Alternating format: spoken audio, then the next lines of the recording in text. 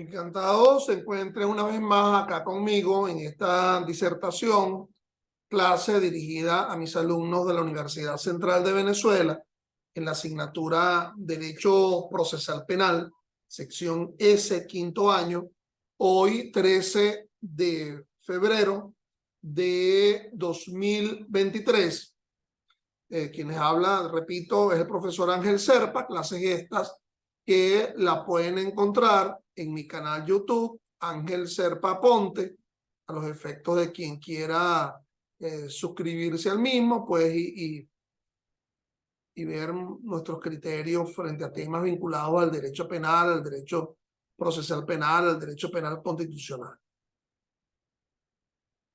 Recién, en la sesión anterior que se vincula a esta, estábamos abordando la competencia del juez, la competencia material del juez penal.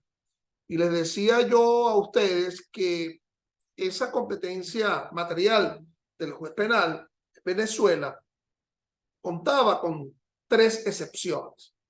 Uno era la extensión jurisdiccional, descrita en el artículo 35 del COP, la llamada cuestión prejudicial, artículo 36, y el otro es el ejercicio de la jurisdicción constitucional.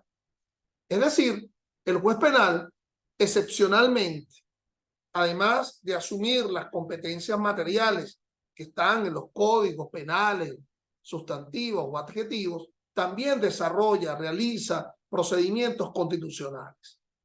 Estamos en la espera del establecimiento de los tribunales de amparo que han sido creados por la Ley Orgánica de Amparo a la Libertad y a la Seguridad Personal de septiembre de 2021. Nos encontramos ahorita en febrero de 2023, pero en todo caso, aun cuando no se hayan establecido, hay otros procedimientos constitucionales descritos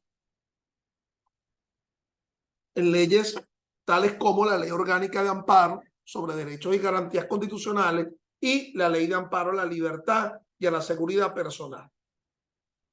Entonces, fíjense ustedes, para abordar esto hay que asumir que el control concentrado de la constitucionalidad solo le corresponde a la Sala Constitucional del Tribunal Supremo de Justicia.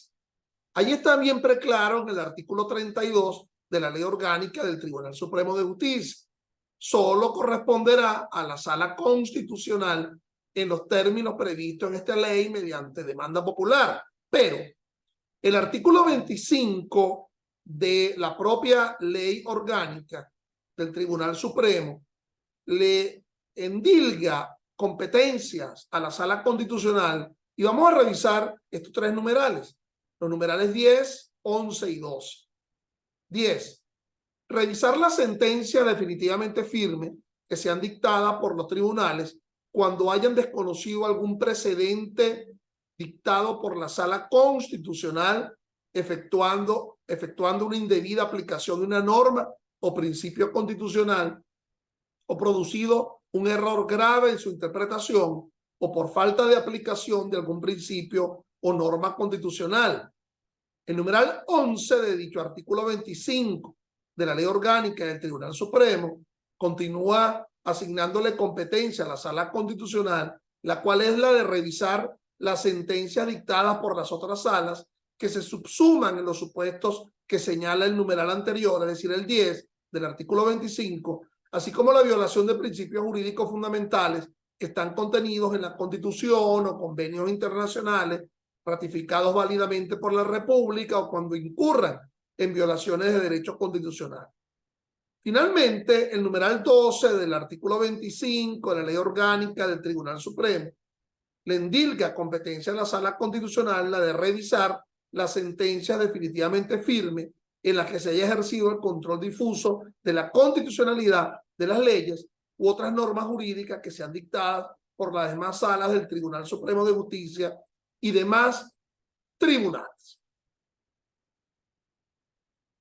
Mis estimados, vamos a ordenar este asunto de la jurisdicción constitucional. El juez penal conoce los asuntos vinculados a la materia penal, bien sean adjetivas o sustantivas, bien provenga de códigos sustantivos, de leyes sustantivos o bien provengan de leyes adjetivas. Recuerden que no solamente el Código Orgánico Procesal Penal es la ley adjetiva penal por excelencia, sino que nos encontramos también el sistema penal de responsabilidad de adolescente que está regulado por la LOMNA. Nos encontramos con el procedimiento de violencia de género, que adjetivamente está regulado por la Ley Orgánica sobre los Derechos de la Mujer a una Vida Libre de Violencia, el procedimiento de la justicia militar, que es de carácter penal, que está regulado en el Código Orgánico de Justicia Militar. Entonces, fíjense, la Sala Constitucional ejerce el control concentrado de la constitucionalidad. Ahora bien, ¿cómo se accesa a la Sala Constitucional? Y que nos interesa el asunto desde el punto de vista penal. Muchas formas, muchas llaves, mucho timbre en la puerta para permitir el acceso a la Sala Constitucional. Vámonos con una forma clásica: el amparo. Y dentro de ellos, el amparo penal. Explico. Conmigo verán, quizás hoy mismo, que hay un amparo que le corresponde conocer a los tribunales de primera instancia penal. Hay otro amparo que le corresponde conocer a las Cortes de Apelaciones Penal. La Sala de Casación Penal del Tribunal Supremo de Justicia no le está conferida la posibilidad del conocimiento de la acción de amparo, bien sea que vaya a asumir una potestad, digamos, de alzada frente a los amparos dictados por tribunales inferiores, ni menos aún que contra sus decisiones, las que dicte la Sala de Casación Penal, se puede interponer la acción de amparo. Ello lo niega el artículo 5 de la Ley Orgánica de Amparo sobre Derechos y Garantías Constitucionales, que deben leer, que deben comprar y que deben estar muy pendientes a los fines de la evaluación. El artículo 5 niega esa posibilidad. No se puede interponer amparo contra decisiones que provengan de tribunales que pertenezcan a el máximo tribunal, al Tribunal Supremo de Justicia, pero aquí concretamente nos estamos refiriendo contra decisiones de la Sala de Casación Penal. Pero el punto que nos convoca es cómo se ingresa, de qué manera se ingresa a la Sala Constitucional. Y yo te decía que en el procedimiento de amparo, el amparo es un derecho, una garantía, pero evidentemente también es un procedimiento. Es un procedimiento que se articula a partir de una demanda que puede ser admitida o inadmitida. Ustedes debieron haberlo estudiado cuando estudiaron Derecho Constitucional, pero en todo caso se incoa la demanda de amparo. El tribunal que va a asumir la competencia la admite o la inadmite. Si la admite, va a convocar a una audiencia constitucional y en esa audiencia constitucional se va a decidir el mandato de amparo, se manda a amparar o no se manda a amparar. Para acudir al amparo, ese derecho o garantía constitucional que se está reclamando no cuenta con un medio ordinario, con un medio procesal ordinario para resolver el asunto, para restablecer el derecho. Y por ello es que excepcionalmente estamos acudiendo a la demanda de amparo, al procedimiento de amparo. Entonces, para ubicarnos en el ámbito de ese control de la Sala Constitucional, debo decir que una decisión en procedimiento de amparo que haya sido dictada por la Corte de Apelaciones Penales, por ello es que es una excepción, por la Corte de Apelaciones Penales, esa decisión que haya sido dictada por la Corte de Apelaciones y que no tenga un medio para recurrir, esa decisión dictada por la Corte de Apelaciones puede ser demandada en amparo. Amparo contra decisión judicial. contra decisión judicial dictada por la Corte de Apelaciones. Por encima de la Corte de Apelaciones, yo sé que tenemos a la Sala de Casación Penal, pero repito, la Sala de Casación Penal, la ley orgánica del Tribunal Supremo de Justicia, no le asume la competencia para el conocimiento de acción de amparo. Aquí se trataría de un amparo contra decisión judicial que haya sido dictada por la Corte de Apelaciones y contra la cual no tiene un medio para rebatirlo.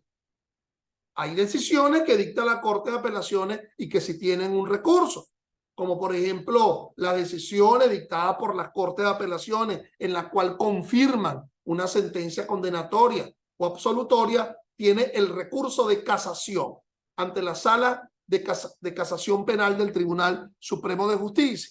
Pero decisiones que han sido dictadas por la Corte de Apelaciones que no sean aprobando una sentencia absolutoria o condenatoria, entonces se puede recurrir a través de la acción de amparo. ¿Ante quién? Ante la Sala Constitucional. ¿Qué más? Puede ser que la propia Corte de Apelaciones esté conociendo un procedimiento de amparo. A ver, ¿por qué? Bueno, porque se interpuso el amparo contra decisión judicial dictada por un tribunal de primera instancia penal, un tribunal de control, un tribunal de juicio, un tribunal de ejecución.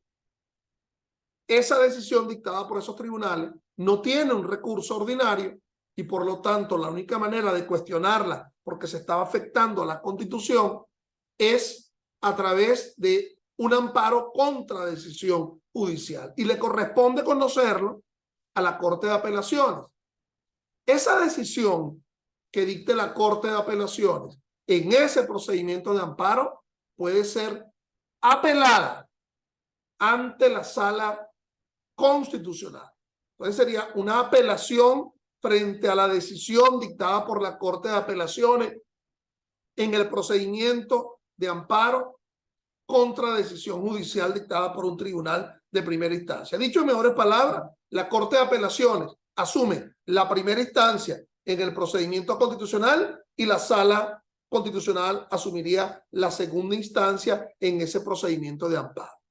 ¿De qué otra forma accesamos a la Sala Constitucional? Bueno, cuando le solicitamos una interpretación de una norma constitucional. Esa interpretación de la norma constitucional, bueno, le corresponderá asumirla la Sala Constitucional. Bien sea porque esté vinculada a una norma de inferior rango, sustantiva o adjetiva, que esté vinculada a esa norma constitucional. Una interpretación de una norma, una interpretación de un valor, de un principio. ¿De qué otra forma podría ser? Cuando se interpone el recurso de nulidad total o parcial ante la Sala Constitucional de una norma, de una ley o de un artículo de una ley que sea inferior a la Constitución y se esté aduciendo la inconstitucionalidad total o parcial de dicha norma.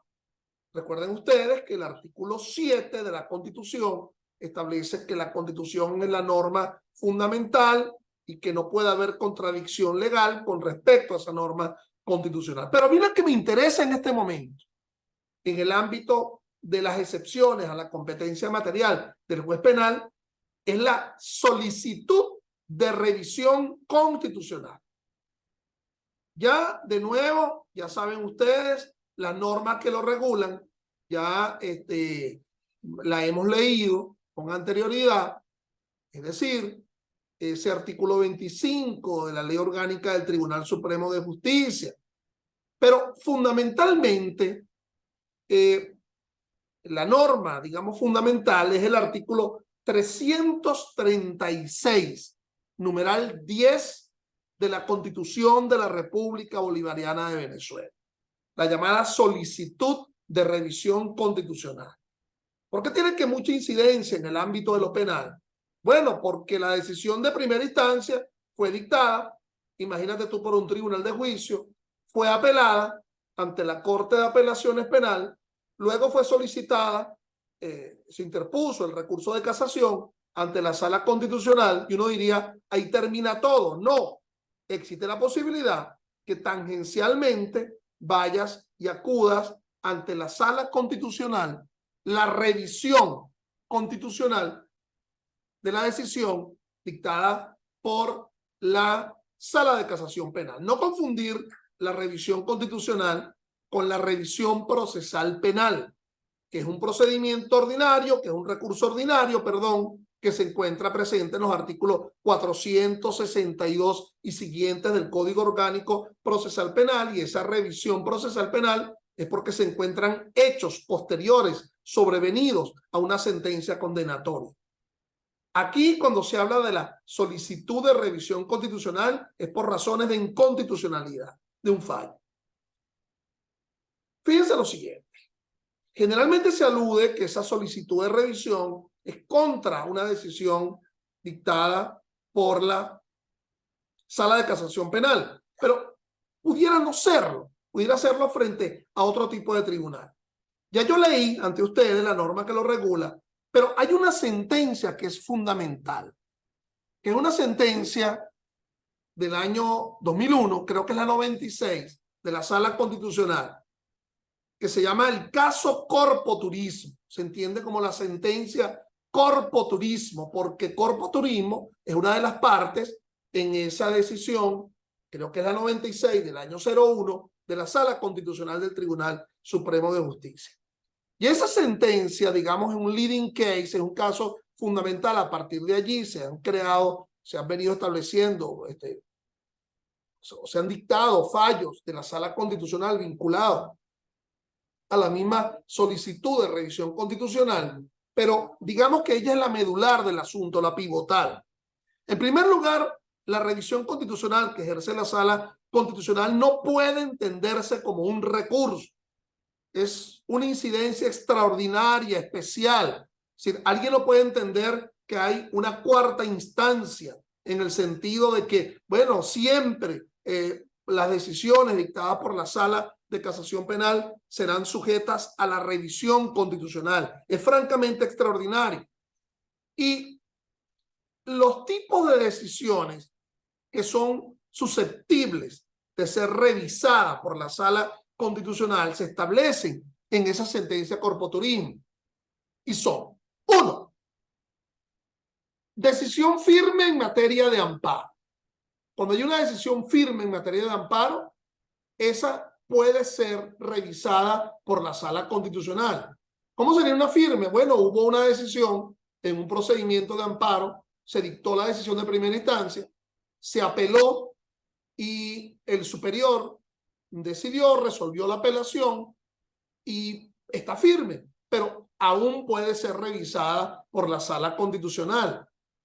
¿Cuál sería el ejemplo penal? Bueno, se dictó una decisión en primera instancia, un tribunal de control dictó una decisión en un procedimiento de amparo, fue apelada ante la Corte de Apelaciones, la Corte de Apelaciones la confirmó y esa puede ser solicitada su revisión ante la Sala Constitucional.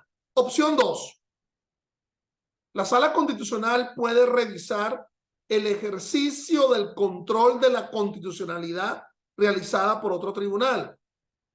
Si la Sala Constitucional ejerce el control concentrado, entonces esos otros tribunales que ejercen el control de la constitucionalidad no puede ser otro más que el control difuso. El control difuso es cuando un tribunal, en nuestro caso el penal, desaplica total o parcialmente una norma sustantiva o adjetiva porque contradice a la propia Constitución. Está regulado en el 19 del Código Orgánico Procesal Penal. Está regulado en el artículo 334 de la Constitución. Entonces, bien sea control difuso de ley sustantiva, de ley adjetiva, porque contradice la Constitución, ese tribunal desaplica esa norma. Lo hace para el caso en concreto, no es erga omnes, no es frente a todo, es intuita parte, frente a esas partes en concreto. No es que está eyectando, sacando esa norma de los códigos de las leyes, sino que no la aplica en ese caso en concreto. El juez está atado de la mano en la aplicación del principio de legalidad, sustantiva o adjetiva, y se zafa de esas esposas porque esa norma, el legislador se equivocó y está contradiciendo la Constitución y no la aplica en este caso. Entonces, ese juez, que puede ser el juez de primera instancia penal o la Corte de Apelaciones o la propia Sala de Casación Penal, desaplica esa norma. Cuando ese juez desaplica esa norma, ese juez penal está obligado a remitir copia certificada del fallo a la Sala Constitucional.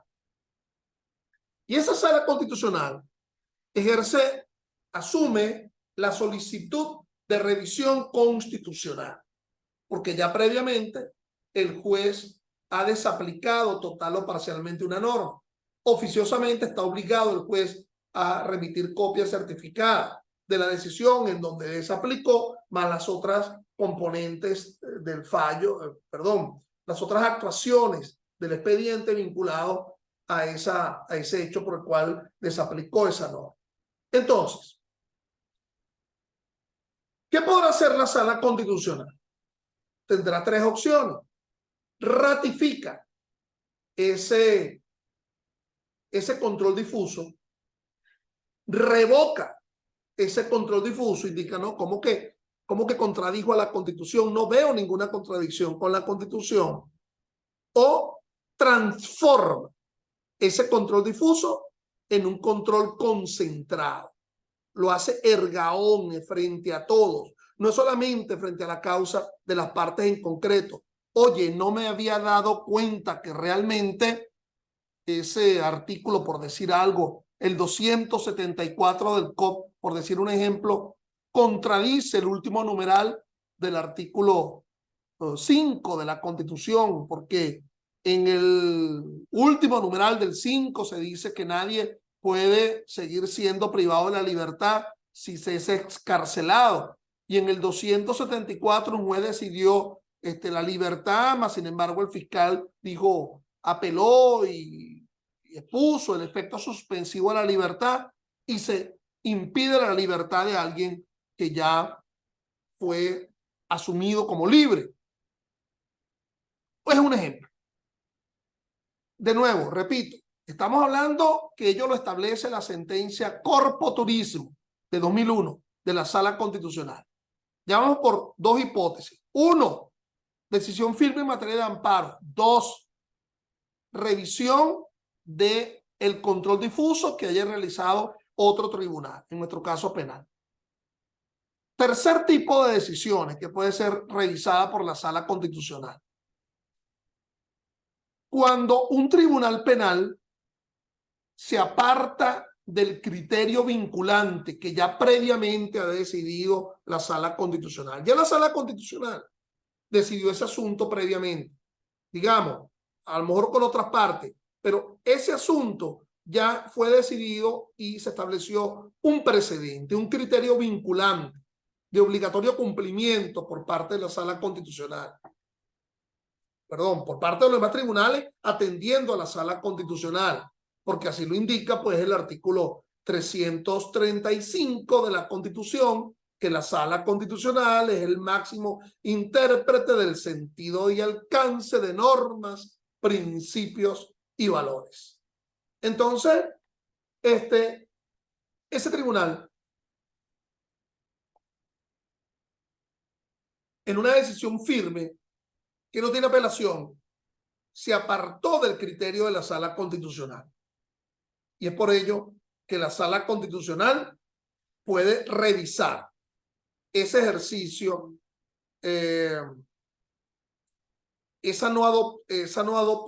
la no adopción de criterios vinculantes que ya ha asumido la Sala Constitucional. Cuarto tipo de decisión.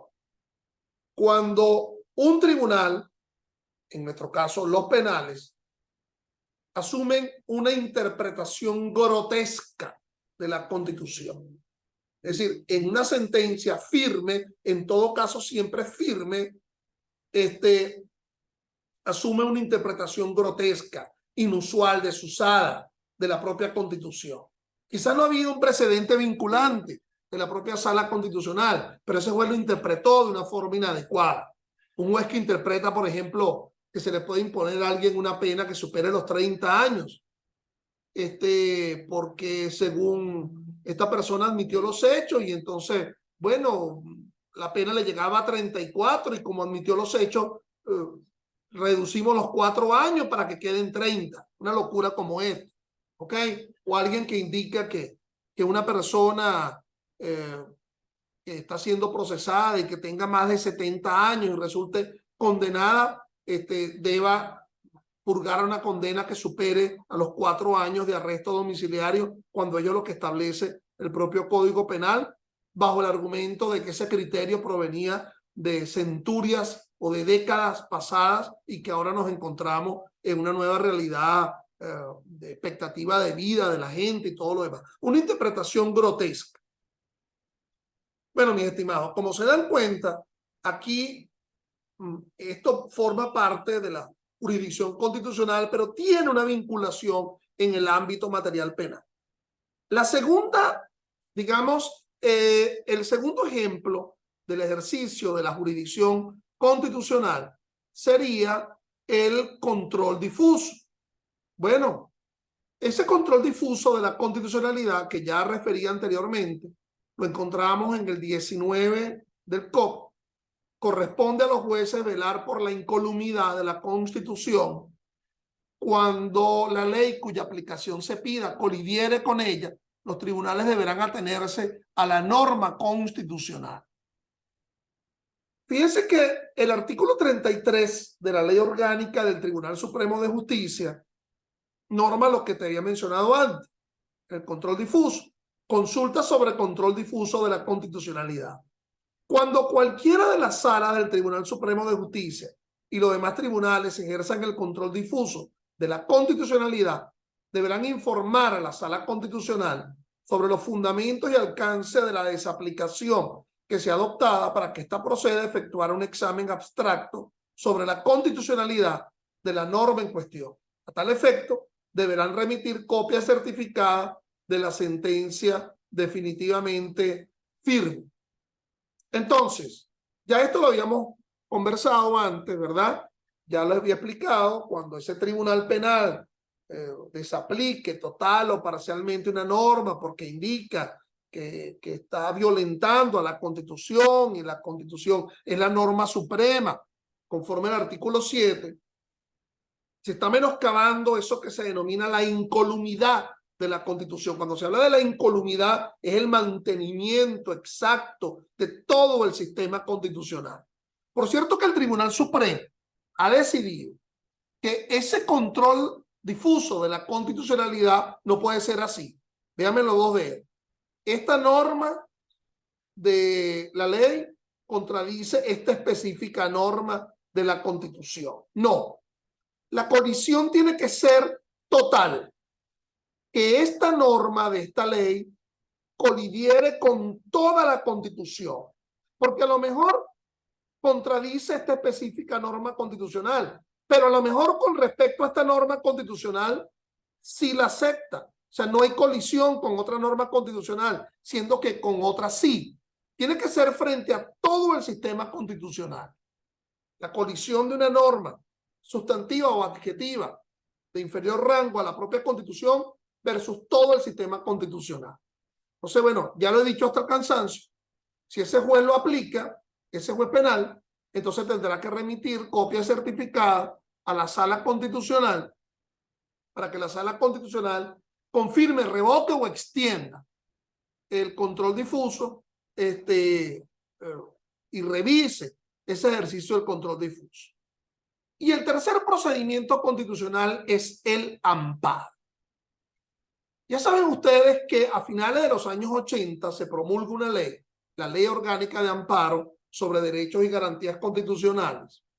Por cierto que la tradición no solamente comienza a finales de los años del 1980, sino que se incorpora el amparo, el restablecimiento de la libertad y de la seguridad personal, el llamado habeas corpus, en la Constitución del año 1947. Por cierto, conmigo estudiaron en la llamada historia del derecho procesal, que esto se remonta pues hace ya más de 800 años, cuando en el año 1215, en el siglo XIII, en la Carta Magna inglesa, se le impuso al rey Juan el llamado habeas corpus, es decir, un amparo en restablecimiento de la libertad y de la seguridad personal. Ese habeas corpus, amparo en restablecimiento de la libertad y la seguridad personal, más los otros amparos, todavía están entre nosotros. O sea, a los efectos de ser más didáctico con ustedes, vamos a hablar de 3 o 4 cuerpos normativos. 1. La Ley Orgánica de Amparo, finales de los años 80. 2. La Ley de Amparo a la Libertad y la Seguridad Personal, de septiembre de 2021. 3. El Código Orgánico Procesal Penal, que también tiene referencia con respecto al amparo. Y 4. La Ley Orgánica del Tribunal Supremo de Justicia, que también tiene referencia con respecto al amparo. Vamos a ver la referencia normativa del Código Orgánico Procesal Penal. Nos dice el artículo 67 del Código. Son competencias comunes a los tribunales de control conocer la acción de amparo a la libertad y seguridad personal, salvo cuando el presunto agraviante sea un tribunal de la misma instancia, caso en el cual el tribunal competente será el superior jerárquico. Pero ahora, a partir de septiembre de 2021, comenzó la vigencia de la Ley Orgánica de Amparo a la Libertad y la Seguridad Personal. ¿Okay? Que estamos en la espera de la conformación de los tribunales de amparo a la libertad y la seguridad personal. Entonces, vamos a ir abordando lo que se deriva del propio Código Orgánico Procesal Penal. Es decir, lo que se está afectando es la libertad o la seguridad personal. Y esa afectación de la libertad y la seguridad personal no cuenta con un medio ordinario para ser demandado. Es decir, en principio, se trata de que esa violación a la libertad y la seguridad personal no proviene de una decisión judicial. Porque si proviene de una decisión judicial, le correspondería el conocimiento a la Corte de Apelaciones por la vía del llamado amparo contra decisión judicial, en su función de lo que establece el artículo 4 de la Ley Orgánica de Amparo, Ley Orgánica de Amparo sobre Derechos y Garantías Constitucionales. Entonces se trata de una circunstancia fáctica. Un policía que aprehende a alguien sin que exista una flagrancia, sin que exista una previa orden judicial, alguien que asume y que prive de la libertad a otro o que amenace a esa libertad. Ese amparo lo va a conocer el Tribunal de Control, los tribunales de control estaduales. Ahora bien, pero si el supuesto delito por el cual se priva de la libertad es un delito menos grave, es decir, que no supere los 8 años en su límite máximo, le corresponderá al Tribunal de Control de Instancia Municipal. En cada circuito debe haber un Tribunal de Control de Instancia Municipal que conozca los llamados delitos menos graves. De nuevo, repito, no puede ser que el tema de la aflicción de la libertad provenga de una decisión, porque si no le correspondería a la Corte de Apelación, y que no cuente con un medio ordinario, porque si cuenta con un medio ordinario, se debería acudir a dicho medio ordinario, el amparo como una circunstancia extraordinaria. Pero también el COP establece otro tipo de amparo que no afecta a la libertad y a la seguridad, y es el que está descrito en el artículo 68 del COP, que denominaríamos amparo penal. Es de la competencia del Tribunal de Juicio 4.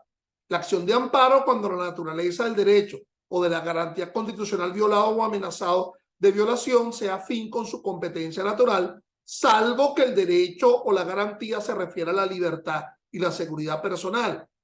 Si es aflicción de la libertad, le correspondería al Tribunal de Control.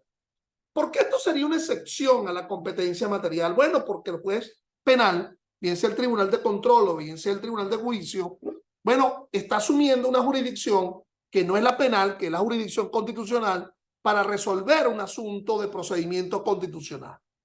Allí está el artículo 27 de la Constitución, que nos indica: el juez debe apartarse de conocer todo lo que está conociendo en este momento para decidir el procedimiento constitucional del amparo. Es más importante el procedimiento constitucional que cualquier otro. También lo exige el artículo 13 de la Ley Orgánica de Amparo a la Libertad y la Seguridad Personal. El juez debe dejar de realizar todo lo que está haciendo, todo lo que le corresponde a su competencia material para resolver ese amparo. Les decía yo que en el ámbito penal hay un tercer amparo, que es el amparo contra decisión judicial. Veamos lo que dice el artículo 4 de la Ley Orgánica de Amparo sobre Derechos y Garantías Constitucionales. Igualmente procede la acción de amparo cuando un tribunal de la República, actuando fuera de su competencia, dicte una resolución o sentencia u ordene un acto que lesione un derecho constitucional.